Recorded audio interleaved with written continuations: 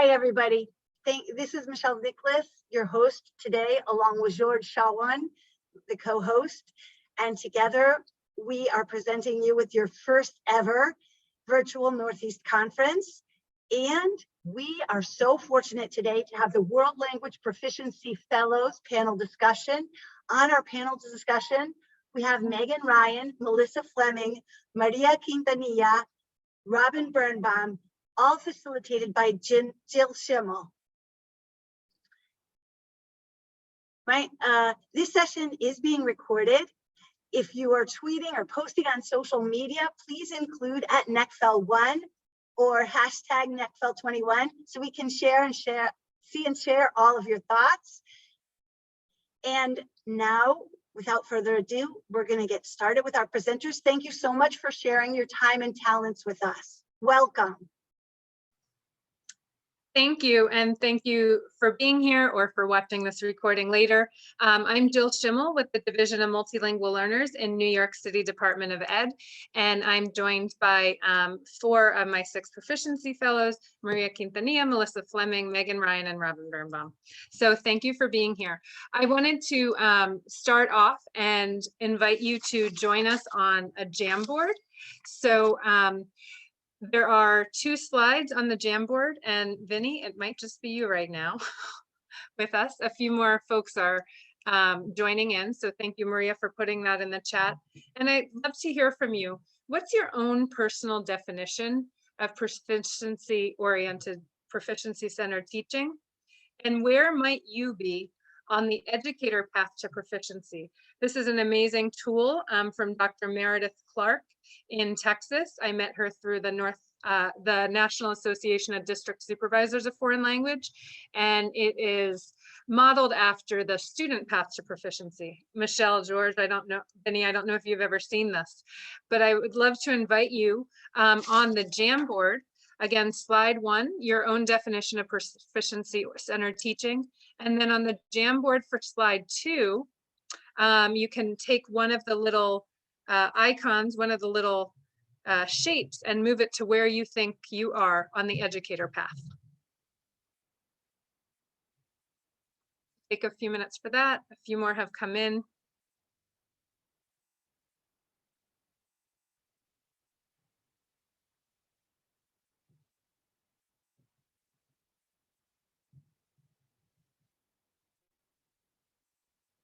And fellows, feel free to write your personal definition of proficiency-centered teaching too, right? Because over the past 2 years, we've learned a lot together.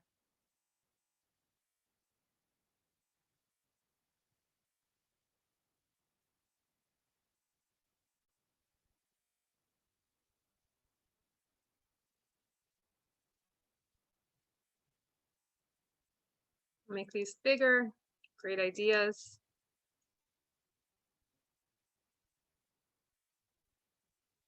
And again, move your little icon where you think you are on the path, this continuum.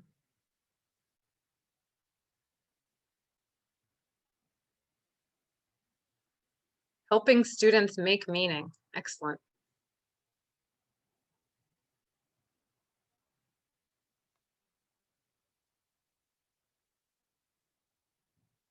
Great. So we'll leave this Jamboard open.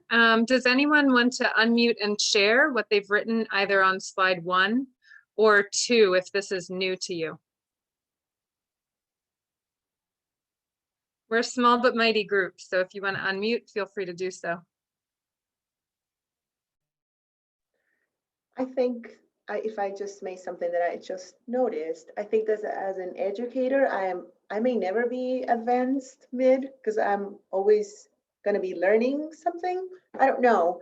I like the idea of like always learning, and just kind of put my feet in how the students feel as well. So it's just a little something that I just noticed.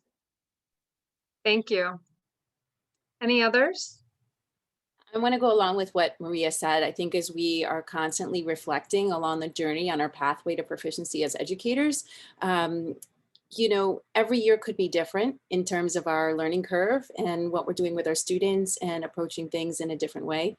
As we shift to new standards in New York State. I think this is going to be true for a lot of teachers who may feel that they're starting their journey of proficiency anew this year and the years upcoming. But we're really doing a lot of the things already in our foreign language classrooms to be proficiency-based and centered. So I'm excited to see how things will turn. And, you know, our reflections as we share collaboratively as our group of fellows, I really have found it rewarding. So getting that sort of perspective and lens from my colleagues in this group has been great to sort of give me a baseline of where I am this year on the proficiency map as an educator.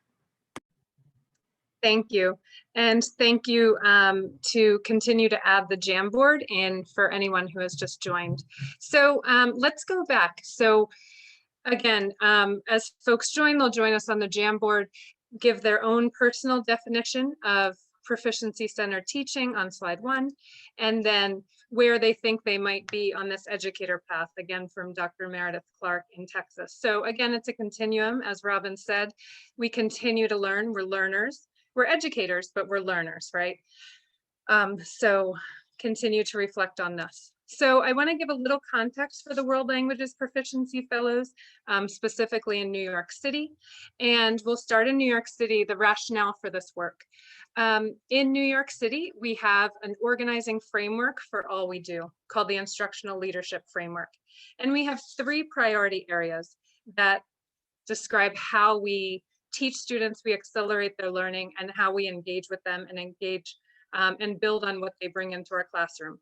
So as you see, we want to strengthen core instruction, right? And so in New York City, we have about 3,000 language teachers. We're the biggest district, and we are getting new standards. So just thinking about how we support all those teachers in strengthening core instruction, as well as knowing our students well. And strengthening core instruction means really getting students to communicate in multiple contexts for multiple purposes, which is advanced literacies and what we want our students to do as global citizens outside the classroom, right? So we are creating resources to support teachers and professional learning around strengthening core instruction. In addition, the Instructional Leadership Framework has culturally responsive sustaining education embedded in it. And that means that we are leveraging the language resources, the linguistic resources that our students bring in. So in New York City specifically, we have a lot of multi-level classes. You may see that in other places in New York State and the Northeast. But in our language classes, we often have heritage students sitting next to students who are new to that language. We might have some native speakers in that class. We have students with disabilities. So really the work with a group of teachers to really think through how we bring core instruction, strengthen that, how we get to know our students well as people and as learners. And then the third priority area is really thinking about what does a shared and inclusive curriculum look like for world languages aligned to where we're going as a state. So this group of teachers were working together to create instructional resources for our specific New York City students. And one of the units we just published, it's a lesson sequence really, 3 weeks. It's about ¿Cómo es mi Nueva York? How is my New York City? What is my New York City like? And that's specific and it feels relevant to New York City students with a whole little section on bodega culture, which was exciting to do. So expanding outside of New York City, right? So the Instructional Leadership Framework in New York City, guiding everything we do. We're in New York State. And so we are getting new standards in New York State after 25 years. They were just approved by the Board of Regents, which is really exciting.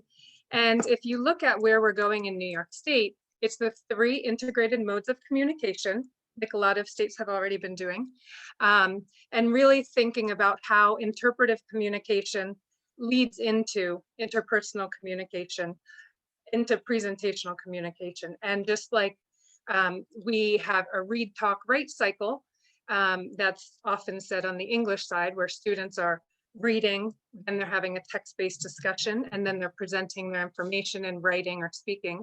We have the 3 integrated modes of communication, which are front and center in the new communication standards. a focus is on getting students to use the language, proficiency, use it in a new context rather than just performing. And then we have refreshed 21st century topics. So really rich topics from the AP course themes. And a lot of work I've been doing with the fellows is really about thinking how the AP language course themes, those 6 big areas, can be present and should be present from a level 1 course. And so, and the other piece at the bottom, our culture standard is now really having students interpret viewpoints and think about how the 3 P's of culture interact, right? It's written into the standards that students will look at cultural products and cultural practices to really consider the underlying perspectives, which is a new way of thinking for many students. And so expanding outwards again, we're in the United States, we're in an international space in which the World Readiness Standards and these 5 C's of the World Readiness Standards are alive. So the work with the fellows too is really to do some thinking, some lab work around trying new things related to the core practices. How do you have a 90% target language classroom? How do you really shift your units to have more authentic resources? And how do you design saloncitos, breakout room tasks every single day for students to do interpersonal communication based on that authentic resource? Backwards design planning was new for a lot of us, right? From rich themes at the beginning with summative performance assessments, and then grammar as a concept and using in context. That's new, that's a journey, but we're really looking at how these core practices can come to life in their classrooms, and then how we can expand that outward again, because we have such a large city, and then feedback the students. So again, these are kind of the rationales and the foundations for our work together.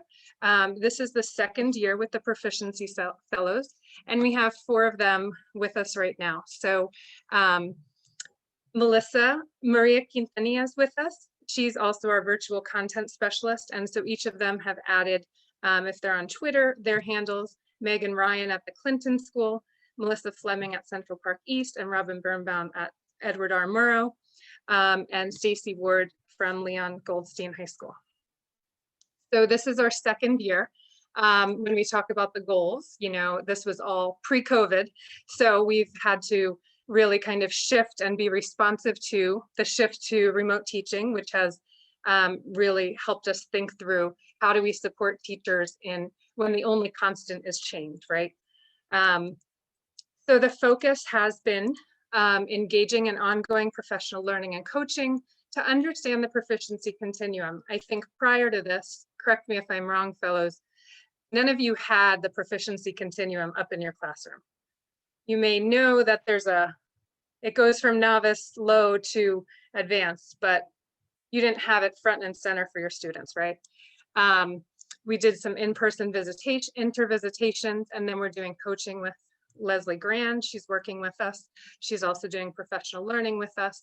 And then we worked together and they provided feedback on a webinar series, Core Practices in Your Remote Classroom. We set goals using the TEL project resources and the EPIC growth plans. If you're not familiar with the TEL project and those resources, please do look at them. It's self-assessments aligned to the big ideas of proficiency-centered teaching. And we'll talk about administering external proficiency-based assessments. We worked specifically with the Apple. We were very fortunate to be able to administer that. All of them did last fall. We didn't get the end of the year assessments because we were remote, right? And so the administrative burden was too much, but we're administering it again this year, and the fellows will be able to share what they've learned through that process. We want to hear from them, so I'll just say a few more things real quickly. Right, they're just 6 fellows, all Spanish teachers, and we have a huge city. So how are we expanding the work?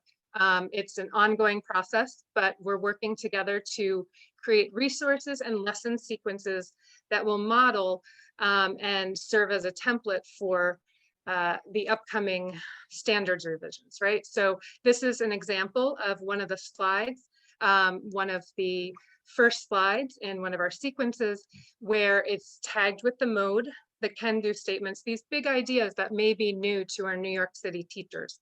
So we're trying to provide them with models of how each day they can provide students with input with an interpretive task. Before then they go to a discussion in the breakout room, saloncitos, with this resource, before they're asked to then present in reading or writing. So again, this is the knowledge building cycle, the 3 integrated modes of communication that we've created in these lessons for them.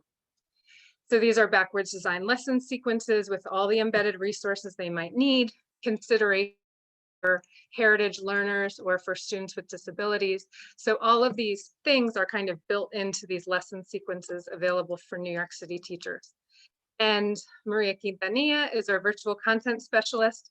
So she's been using all that she has learned through this process to create instructional videos for teachers and students in understanding the ideas. So that is a public YouTube page.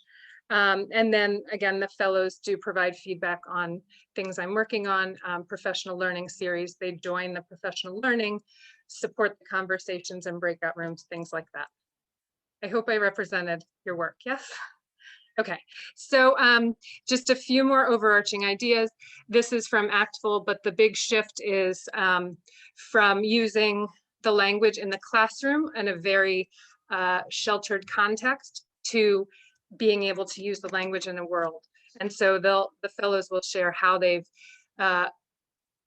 designed assessments and tasks for their students differently. And this is an example of a classroom last year. I think this was the first time you put up an actual poster, right? And asked students to kind of see where they are on the continuum. And over the year, if they were still in person, they'd be moving their little person along, right? Yeah. And then the performance a la mode on the left side, really looking at helping students understand what does it mean to be novice mid. If I add another scoop, another layer of details, that's novice high. Then let me get up to intermediate low. So visual representations of the journey we're all on. And so the other thing is that we did have students take the Apple assessment. The Avant Stamp assessment is a similar process, and it allows students to demonstrate their listening, speaking, and reading on the modes of communication with authentic videos, things like that. So the proficiency piece, it's these topics that they've covered over the years, over their sequences, but it's not directly connected to the instruction they got with their teacher, right? So that's the proficiency piece. So, and after administering the Apple assessments, I don't know if any of you have administered the Apple to your students, but students get an individualized score report, and it says where they are in each of the modes, as well as a strategy to help them level up. And so the fellows will also share how that has shifted their classroom by administering the assessments. A lot of talking, so let's hear from the fellows. Do we have any questions in the chat just yet? We do not.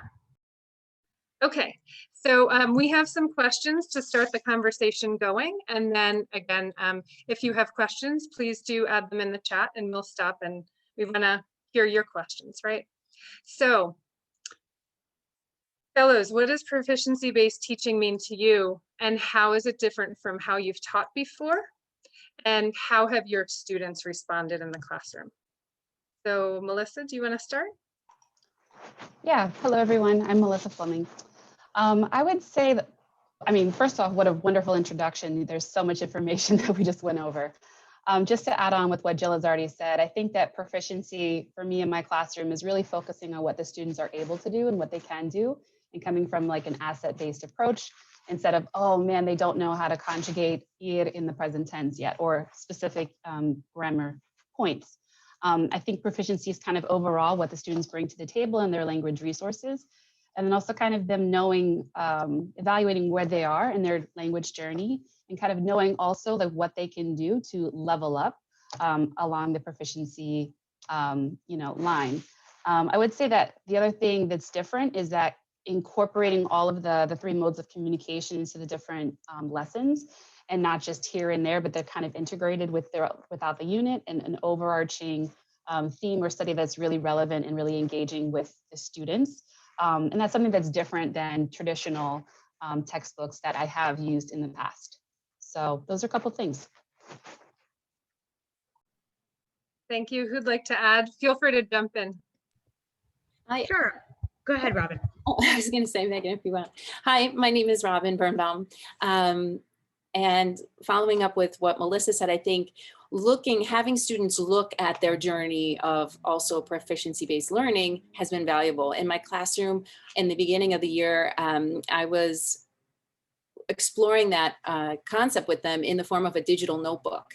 And students could explore through specific sets of can-do statements, what they can do on a reflective-based conversation that we had that first week of the course. So they were able to see and reflect on what they could do. And then from there, they could make a decision of where they felt they fall on the proficiency scale. So that was really helpful and opened up the conversation in my classroom to help students say, oh, okay, I can do that. It really lowered the affective filter once we had the conversation of, oh, I see what a novice speaker needs to do, how they need to communicate, etc. So I found that really successful and helpful to open up the dialogue in the beginning of the course, and then revisit it at the end and ask them if they felt they have shown improvement in one area or one mode of communication, how that looks. And they have this awareness on the expectations of what it means to be a learner on the proficiency map and scale. So I found it really helpful to also have that conversation with them at the beginning and then revisit it through the course. I'm just going to add on. I'm Megan Ryan, and I was just going to say some of the changes that I saw from how I taught was that before the Proficiency Fellowship, I think, I was used to doing these isolated units. That was like, oh, we're going to learn about los deportes. We're going to learn about la ropa. And it was just very isolated units that didn't really, it follows the textbook, right?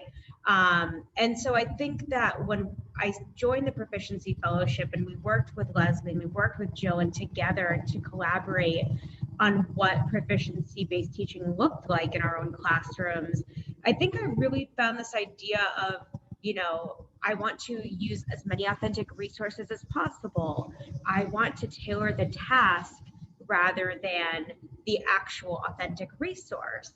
And it was this idea of, just making units that were also culturally relevant to what students wanted. A lot of the students, I felt like I'm in a Spanish 1 classroom in high school, students were like, I just feel like this is very, kindergarten level, right? And so by being able to introduce topics that were relevant to what they were interested in, and using, these authentic resources in a meaningful way, students were not only able to be more engaged, but they were excited about learning. And they also felt more confident because we were using a proficiency-based approach. Students weren't pushing back of, I don't know every single word on the page. They're like, wow, I understood what the bus stop sign said in Spanish, or I understood what I saw in the subway. And they were very excited about this approach of just all learning in Spanish all the time. So I think that it's really brought up a lot of confidence for students.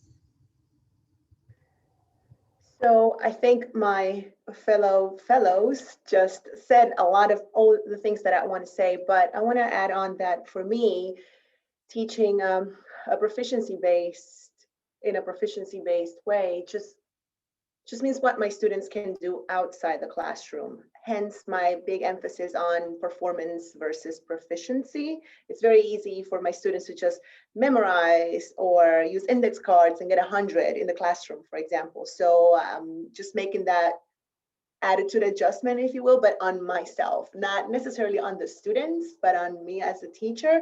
Last year, I was teaching a really level 2nd year Spanish, not one heritage speaker. It was a very different class, and I used whatever I was learning from the fellows and whatever I was learning with this group to make that, to start getting the students also becoming aware of what their proficiency level is or was and how they can move on to the next level of proficiency. And now I'm thinking that this year I teach a heritage speakers class, and how also the heritage speakers have a pathway in their own proficiency. So we're never done with proficiency, and that's how how my students have responded. So they all have different needs. They know what they need to do. They want to know how they can move up to the next proficiency level. And yeah, that has been my experience. Thank you. Are there questions in the chat, or should we move on? There are no questions currently. Okay. Great. And how is your experience as a proficiency fellow preparing you and your colleagues for the changed standards?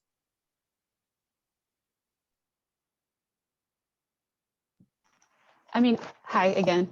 I would say that with the Proficiency Fellows, it's really kind of given me and my students, and I would think the other fellows as well, just a really good understanding of where the state is going and what the students should be able to do by the end of the courses and just their time with us. And I think that with the Proficiency Fellows, we really kind of delved into what the expectations are at the state level. And I think we kind of have a hand up just looking at the 3 modes of communication and how they're woven together, and how using the interpretive leads to, as Jill said, the interpersonal and the presentational modes of communication. For Yeah, me, sorry. I just quickly want to say that Jill mentioned that we have about 3,000 language teachers in New York City alone, and sharing pretty much all these activities and all these pieces of wisdom that I acquire in the fellows, to sharing within my department at my own school, and with my small network of professional network of Spanish teachers in the city of New York, also it's making us more obviously aware, and information is trickling down to the classroom. And I get, well, I don't know if this is the right moment to say this, but all the support that I get from the fellows, it just makes me want to keep going, because it could be an overwhelming task as well, but it's very comforting to go to people and ask questions and get right answers. So along the same line as what Maria mentioned, I think this process has been amazing for networking and collaboration. We're working with a group of teachers that have boots in the ground. We're in the trenches working with our students. We've shared that sort of baseline of developing our proficiency mindset and how that looks moving ahead. And really, I felt a lot of gratitude that they are open to share resources. They're open, as we had intervisitations and in person. If there's a document that we want to create as a group that gives students the opportunity to, like Melissa, you created this great document for students to do like a little collaboration or sort of baseline for them to prep for the Apple. So that was something that you shared, and Maria's got these great videos that are coming out, and Megan's sharing amazing resources, and our other fellows in the group too. And Jill is just guiding us through this whole process. So having the eyes sort of shifted into the New York City classroom, I think is extremely important, knowing that we have a lot of speakers with different needs in the classroom, and how we specifically target the needs and make instruction individualized, so to speak, by looking at the 3 modes of through the lens of the 3 modes of communication, I think has been helpful for me. And that's something that I've grown from with this group, and I'm definitely in gratitude to you guys. So thank you. Thanks. And I'll say too, I know Candy's with us right now, and talking to teachers, right, the shifts to the new standards, the idea of the 3 Ps, like how do we get novice level students to really engage in, okay, so they're only speaking in memorized phrases and words, right? So how do they get to think about cultural practices and products and the underlying perspectives? And so Maria, having taught AP, is used to really thinking about the 3 Ps. So she had resources available. And so we work together to think about what do the 3 Ps look like in a novice level class, which language and functional chunks, and what do students need in their toolbox to have a target language conversation about the 3 Ps. So this is going to support teachers at all levels moving forward. Questions in the chat, or should we move on? I mean, we have questions, but any of you who are joining us live, please do feel free to ask your questions. So this is an example of the digital notebook. This will be available. I will upload the slides to the app after this, a PDF of the slides, and you'll be able to click on this amazing template for a student digital portfolio, which I believe Robin's using. But can you share how, you may have said it a little bit in the first question, how is it shifting your classroom with a focus on what students can do? So particularly, I liked using this in the sort of opening conversation I had about proficiency with my students, because they could see set examples of can-do statements that were translated for them through the different modes of communication. So for example, if you click on part of the notebook, and it's open to the novice mid section right now, this section that was broken down for interpersonal communication, students could drag and drop either these little spoke wheels if there were skills that they were working on, or the green check marks for skills that they felt that they were confident in demonstrating. So it was really a good check for them to reflect on the things they had in their toolbox. And then we spoke about that and shared out. And some of them felt very comfortable in even demonstrating their abilities. And some of them said, no, you know what, I need to work on X and Y. So we set goals through looking at this proficiency notebook, and it made students look at expectations of language learning through the lens of proficiency ultimately. So I found it really successful. And their feedback also said they like to see, okay, at a novice level proficiency, this is what I'm responsible for. And it's definitely lowered the effective filter for students and took away some fear in cases of a level 1 class. In cases of a heritage class that I teach, it really allowed them to outline their skills and feel more confident in the various modes of communication. So it was great, a great tool. And if I may add a little bit about just using this resource, it also, if the students see this every day or every week, they realize how much they can already do at the novice level, and they can monitor their improvement. They feel very proud of everything that they already know how to say in Spanish in this case. So it's a win-win for the teacher and for obviously for the students too. So it's a fantastic resource. Thank you. And to speak to the different levels in your classes, right? So that I had a screenshot of the novice mid, right? That's our beginning level of students. So again, to get them to see what they can already do.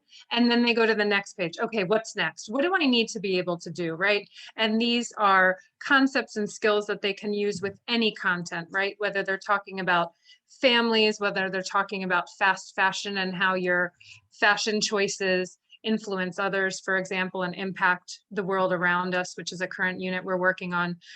So it just shows. And so once they check these things, right, your heritage speakers might have checked all of these, and then they realize they go 2 pages or 3 pages back because they continue to challenge themselves. Okay, so by administering the Apple exam or this external assessment, which is different, right? So can you share what you learned by administering this? And then how did the students respond to getting their personalized score reports? So last year was a little bit, obviously we were in the classroom still, so it was, I'm not going to say it 100% smooth, but it was not difficult to administer. You just have to kind of prepare yourself and facilitate it for the students. Getting the results back was really interesting for my students. Some of them were thinking, what, I'm advanced? And some of them were like, what, I am a novice only in writing? So it really gave them a very clear picture of what their proficiency level was at that time and how to improve, very specific, individualized ways of how they can move on to the next proficiency level. This year has been a little bit difficult, but students still were able to take the Apple exam.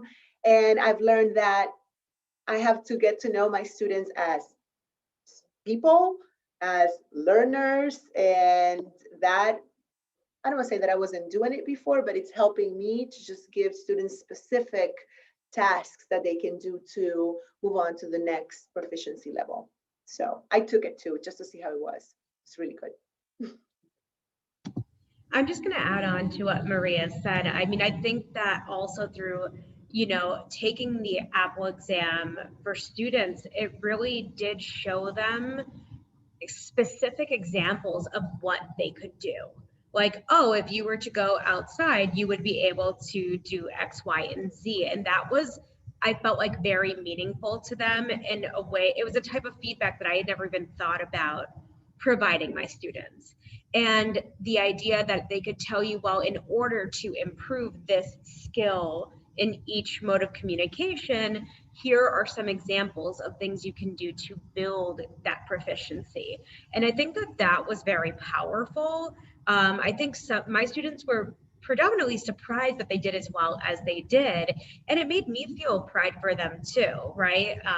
And it gave me an idea of where my students were and where I wanted to go myself with my curriculum. Because I think that, one of the things I'm personally guilty of is I do a lot of reading, I do a lot of writing, and it showed me based on their skill levels in the different modes that, oh, I need to incorporate more speaking. I need to incorporate more listening comprehension. So what kinds of activities can I now incorporate into my everyday routines to really get students to level up their proficiency level in those areas. And at the end of the year when we gave it, you could see like, oh, you have grown this much. Or when we give it to them at the end of this year, we'll be able to see that growth in each section. So it was a good way to see where they were and where I want them to go. So George also asked a question, and Megan, I think you touched on it as well. And the question was, as teachers, would you change your teaching strategies, or would you do anything differently next year based on those results? I think you touched upon it, Megan, in your response to how the narratives of the report, if you look at the narratives, it will definitely inform your instruction. When you're looking at the needs of your students and they're clearly articulated in the score reports, I think using that in sort of a data-based outlook and looking at the narratives on the score reports in each of the modes, and then sort of sitting down even in an Excel sheet and doing the quantitative sort of look, okay, and then being able to reflect and say, oh, my students at this level scored in this category, intermediate 4, but yet in the next category, they scored novice 5. So I think in looking at that data as more hard data, it will inform the way we teach. Now we need to do that. So one of the things that I have learned in my learning curve of both administering the Apple in person and then remote through the pandemic is I need to take the narrative reports and also articulate to my students as they're working through the proficiency map in the same sort of fashion that they get on these reports. So I think giving them that rich language with specific targets of where they are in each mode of communication, that's going to help them level up their skills. And also through the pandemic, I've seen the very drastic tech inequities my students have that have been definitely an obstacle in them completing the Apple remotely. So that has been a definite struggle. And I know that had we been in person and me there, having done this before prior in our first year of the Proficiency Fellows group, I was able to troubleshoot hands-on and things were immediately resolved. So that was one thing of sort of frustration I faced, but also I think as a strength, giving this Apple assessment as a pre-test and post-test, let students see their growth. Really giving it at the beginning and then giving it at the end shows them what they have accomplished through the hard data. Mm-hmm. And if I may just add, sorry, Megan, you want to go ahead? That's fine. Oh, no, I was just going to say there was just a question in the chat, but why don't you go and then I'll address the question. Yeah, I was just going to say that the Apple exam focuses more on what the students can do and not on what they get wrong. So it's a different type of assessment that I'm on board with, and I think my students too. And another thing that Melissa shared, one of the fellows, first year fellows shared with us was kind of like a reflection that the students did on their own results. And part of the reflection was also having the students write what are some of the themes that you would be interested in going forward in this year. So kind of also co-generating with the students where we will go with the class alongside with what I'm going to teach, but also what they want to find, what they find interesting, that they really are interested in, so to kind of to dictate where we would go as a class after they've taken the Apple exam. And some of the questions that I have here in the chat, I'm just going to go through. The first one is, how much time do you allow in class for students to create and reflect on their goals? And did you assess all for skills with the Apple or just speaking? I believe all skills, all 4 skills. I know for the Apple exam, we're looking at all 4 skills. Each component was about a half hour long, so it took about 2 hours, the exam. And students had the ability to log in and out of the exam when needed, especially if we were remote. Maybe they weren't able to dedicate 2 hours at the time, so they could do 1 or 2 sections, and then it would save their work, and then they could go back, which was really nice. But I know that as Robin had mentioned, there were some tech limitations for some students, so it may have taken them more than 2 entries to be able to finish that. I don't know if anybody else would like to add on. Yeah, I can speak to that too. I did receive some live feedback from my students who I administered the Apple to this semester. So I inherited a course in January. We work on semesters in my school, and the class which I administered the Apple to is a heritage speaking class. And they gave me some interesting feedback about their experiences taking the Apple. So I let that be also as part of this ongoing check-in with students. I really wanted their impressions on the exam moving forward, and to see that they found value in it as well. Was it worthwhile for them? And 99% of the kids responded that yes. They said it was easy for them, it was worthwhile, and they're excited to see the results. They felt that some said it was a little boring. So for me, that sort of registers as that was easy for them. To some capacity in terms of the skill sets that were being measured.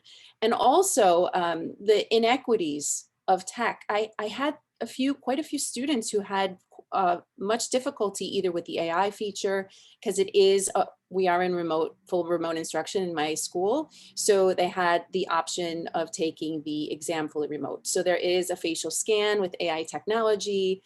I learned a lot about operating systems. The tech support at LTI was incredible. I had my students on a live Google Meet and my phone on speakerphone, and Chris was like, okay. And I was troubleshooting the questions, and they took a lot of time with each student, which I appreciated. And then those students that really had the obstacle that weren't able to complete the Apple this semester due to the remote circumstance, I was able to still go through that digital portfolio that we spoke about before and sort of speak with them one-on-one about where they felt they were on the proficiency scale and the map. So to some degree, we tried to tweak it the best we could in the circumstances, and they understood and reflected on their proficiencies. So I definitely learned the harsh reality of what some of our students have going on with the inequities of tech. So. And I would say that it's amazing to hear from you and your students and kind of see the emails with the students, Robin. And it sounds like really this is a validating experience for the students in a time where there's been a lot of focus on learning loss and what's been lost in the pandemic. So to have students reflect on, wow, I am able to do this. I am able to push myself in this way. And my teacher actually cares how I'm doing and is going to help me set goals. And you had some, I think for this year, a lot of your students opted into taking the Apple. I think last year you administered to a class, but since it's remote, students opted in. These are motivated students who appreciated seeing and having their learning validated. So thank you for sharing that. I know some smaller districts really use the Apple or the stamp assessment as like a level setting across programs. So the last question I had, and again, it's open if there are questions in the chat. I know we have a very small group with us.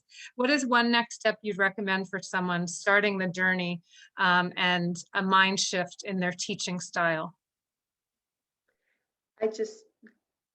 I would like to say that teachers starting this new, well, what I recommend is for teachers to take a look at where they are in their own proficiency path. And it doesn't matter where we find ourselves the first time around, just as long as you know where you are in the path, that's a good way to get started. I also just recommend, I know everybody's kind of echoed this, but seeing who, trying to expand your network with other teachers and trying to collaborate about what they're doing, ask them what they're doing, in their classrooms. I would say one of the biggest things that I've taken away from one of the PDs I've gone to is just, don't try to reinvent the wheel every time. See what resources are out there, see what's been developed, take something, look at it, see what you can pull from that and add on to what you're finding. I think a lot of the times we try to reinvent all of our units at once. And I think this has been a process where I'm slowly but surely, this month I'm going to work on this unit. In the next month or two, I'll work on another unit. But this is a process and it's a continuum, right? It's continually evolving. And, maybe it's not the best thing the first time I try it, like it's not the best run, but you can add on to it next year or figure out things that work better the next time. That's what I would recommend. So, And yeah, go ahead. There is a question from Vinny in the chat, and it says, can you explain what your gradebook looks like? In my shift to proficiency-centric curriculum, I am struggling on a rhythm. Oh, so are we. And on what the students are getting scored on, and how many of those scores in a marking period / semester? This is a really good question. This is part of the shift, in my opinion, as well. Right? What are we asking students to do? How are we measuring what we want students to do? And they have to understand that because they're going to advocate for that. I think it's the conversation that we need to open up as we're talking to them about proficiency, because I don't know, the pandemic has also taught me a lot of things about what the expectations are of parents on language learning and students. I teach different levels of courses, and I notice at the novice level, I'll have students come in the beginning and they will get so nervous because they feel they have to conjugate verbs and make sentences and all of this. So that, I think when we deconstruct the language for our students, they'll become the advocates, and then that informs, okay, so now looking at how we're grading the assignment, what am I looking to measure? What are we measuring here? I think that's the question. One of the things my students in our school initiative is, I work at a very large high school in Brooklyn. It's to sort of minimize the effects of stress during the pandemic. The shift is to not give a lot of homework or extra projects, etc. So it's really had me shift the way that I'm planning things and grading things at the same time.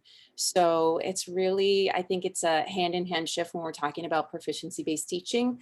I don't know the case, Vinny, you're experiencing with your district, if there's pressure to have many grades. I don't know, if maybe you want to comment too. Well, hi, good afternoon, everybody. Good to see everyone on a Friday. Thank you for this conversation, and I really appreciate the conversation because it's a really vulnerable topic for me because I'm really, when the pandemic started, I said, well, the hell with what I've usually done. Let me throw myself in the proficiency-based learning. And it's been about a year and a half where I just feel like I've been floating in the middle of an ocean and I don't know what's going on sometimes. But I do feel like we're having better conversations about what proficiency levels are.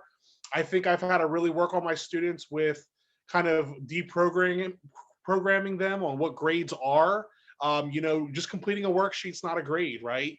But having said that, I'll go through like classes of lessons and I'll say, well, I haven't graded them on anything yet, and I'm doing formative check-ins. So I'm just struggling with that element of it because I'm in a school where I do have a substantial amount of freedom to do this stuff, which is great, but it's a high achieving school. So students expect grades. And certainly there's been a conversation about that. The chicken and the egg is like, why do our students go to translation so quick? Well, it's because they had to figure out a way around being asked to do things above their proficiency level. So a lot of class has been, what are you supposed to do at this level? And let's focus on that. But like I said, I would love to hear some ideas on how you guys are, what are you putting in your grade book? What are you putting in your grade book?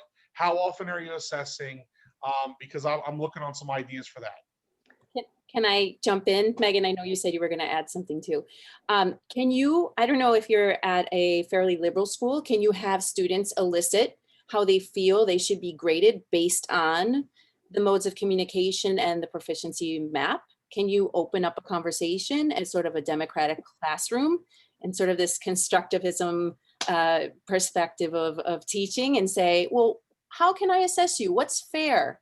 What's fair and just? And sort of leave it up to the students, and then you're guiding because you have your modes of communication, which are anchoring this decision of how you're going to rate them. And then you can make that decision. And also what is going to work for you. I mean, how many, every class, are you going to evaluate all three modes? Absolutely not. Right. So maybe you can do it on rotation. You can have the students practicing in the three modes of communication, but really sort of give yourself a deadline. You can give them the summative assessments and then the formative assessments, right? So, that's what I would do. That's how I would approach it. In my school, we have to set up our grade book with set categories. So through remote learning, I've combined performance assessments, so to speak, as one sort of overarching theme, classwork participation, and they are every day. My students do not put on cameras. They're fearful. So to them, I said, you know what, if your camera's not on, I understand. There's also a whole equity conversation to be had on that, which I respect. But the working mic is the non-negotiable. They have to be speaking, participating, repeating. That's like the non-negotiable. So maybe you can incorporate that into your grade for the students as well, in a rubric or something that they can create. And I'm just going to add on, as somebody that works at an IB school, I mean, there's already specific performance indicators that may already exist at your school. And I think that, I don't know if you are your department leader or if you're a department of 1, a department of 10. Some of us work in schools where there's several language teachers, 20, 30 language teachers in a school. And so I think that a lot of consideration also has to, Robin's in a department of 25. So I'm in a department of 4, and we have special educators as well, but there's already, I started new at my school this year. There's already different standards set. So you might feel kind of like you're in this pinch of, do I have the autonomy to decide what those standards look like? Are you doing standards-based grading? That's one question. I came from a school before where it was just homework, tests, quizzes, and now I'm at a school where it's reading and listening comprehension, it's vocabulary, it's cultural understanding, grammar, presentational writing, presentational speaking. So I think it kind of, if you have that autonomy, I see you wrote here, Vinny, that everybody kind of does their own thing. If you have the autonomy to set your standards or your categories under how they're graded, then I think you have the dream, right? Like you have the ability to tailor how you grade students, how heavily each thing is weighted, what you think is fair. Like Robin said, if you have the ability to allow students to have a little bit of autonomy and what that might look like, it depends, just on your school population, everything, how that might, if that's something that they allow you to do with students. But I think that, our goal, particularly, we have about 7 or 8 different standards, and we try to give at least 2 in each standard every quarter. So, I think that could be helpful. I don't know, because you also don't want students to be punished if they don't do as well on one, performance assessment. You don't want to like kind of make them feel like, oh, I can't speak at all and now my grade's a 75, right? I mean, it's hard to, like you said, you're trying to rethink what grades look like, which is also another thing that I think is something we all have to kind of think about too, because back in the old days, oh, you got 1 point off because you forgot the accent on that one conjugation chart, but so I think that, you kind of have to do what works for you. Thank you. And I know it's 4:56. Thank you, Vinny, for being here and also tweeting about the session. I was up against some powerhouses at this 4 p.m. spot, so I know this is a small but mighty group. So I really appreciate this conversation. And any other questions before we close? Andy, anything, or Michelle or George? Thank you for being here. It's a continuum and it's a journey for all of us. So, but we anchor it in what the students can do and just validating what they have done during these very uncertain times. And everything you're doing is amazing too. So thank you. Jill, I just want to say how impressed I am with this group. You really have a wonderful group of dedicated educators here who are doing the foundational work that all of New York will really be tasked with moving forward with the new standards. So thanks for leading this. Thank you. And I'm happy to share kind of the lesson sequences we're creating. And really the hope is that it's a template, it's a model. Do we do more PD to help to help teachers like unpack and like deconstruct? Why do you have 5 moments? Why are these the 5 moments you decided on? Every lesson starts with input before interpersonal. So yeah, I'd love to talk more. So again, we're excited about the new standards in New York State. So thank you for leading that, Candy. Okay, if I jump in now? Fantastic. All right, so I wanted to thank you, panelists, so much, and thank you, Jill Schimmel, thank you so much. Some of the salient points that I heard from each of you, Melissa Fleming talked about integrating the 3 modes. Robin Birnbaum talked about lowering the effective filter and goals in advance of the conversations towards growth. What exactly are we measuring? Megan Ryan talked about finding existing resources and very specific feedback examples of how we build proficiency. Maria Quintanilla talked about co-generating interest and direction of instruction with students, and also appreciation of support from her fellows. And talking about that appreciation of support from the fellows, Jill Schimmel, our New York Department of Education Division of Multicultural Language Learners, talked about probably what's most important of all is that my teacher cares about how I am doing, and also my learning is validated. So I thank you so much, the attendees, for being here. I thank you so much, George Shawan, my co-host. And I thank you so much for your input as we're trying to move from performance towards proficiency. These videos will be available on the app until June 30th. Presenters, thank you so much. And that's all for today. Thank you. And I'll upload a PDF of this presentation, and you can click on the embedded links to really think through. And so, yeah, I mean, Vinny, you're on Twitter. Candy, we need to get you on Twitter. I got my fellows. It's like such a community of learners. So thank you for being here at this time, and have a great I'll see you at the 5:30 session, right? Thank you.